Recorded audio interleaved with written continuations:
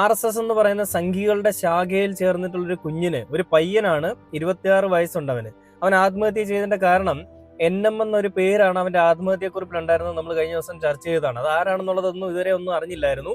എന്നാൽ ഇന്ന് ആ ഒരു കാര്യങ്ങൾക്ക് തിരശ്ശീല വീണ്ടിരിക്കുകയാണ്.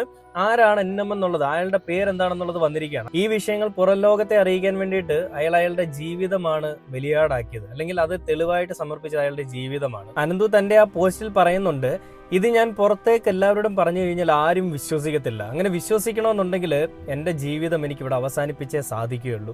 അതുകൊണ്ട് എൻ്റെ ജീവിതം ഞാൻ തെളിവായിട്ട് സമർപ്പിച്ചുകൊണ്ട് തന്നെയും ഇതുപോലെ ഒരുപാട് കുഞ്ഞുങ്ങൾ ചൂഷണത്തിന് ഇരയാക്കപ്പെടുന്നുണ്ടെന്ന് പറയുകയും, നിങ്ങൾ ഒരു കാരണവശാലും ജീവിതത്തിൽ ഒരിക്കലും ഒരു RSSകാരനെ സുഹൃത്തോ ഒന്നുമാക്കാൻ പാടില്ല, ഈവൻ നിങ്ങളുടെ അച്ഛനാണെങ്കിൽ പോലും അവരെ സ്നേഹിക്കാൻ പാടില്ല. വളരെ ദുഷിച്ച മനസ്സാണ് ഇവരുടേത്, വളരെ വൈകൃതമായിട്ടുള്ള ചിന്താഗതികൾ, ചിന്താ രീതികളാണ് ഇവരുടേതെന്നാണ് ഈ പറയുന്ന ആ ഒരു അനന്തു എന്ന് പറയുന്ന പയ്യൻ പറഞ്ഞത്.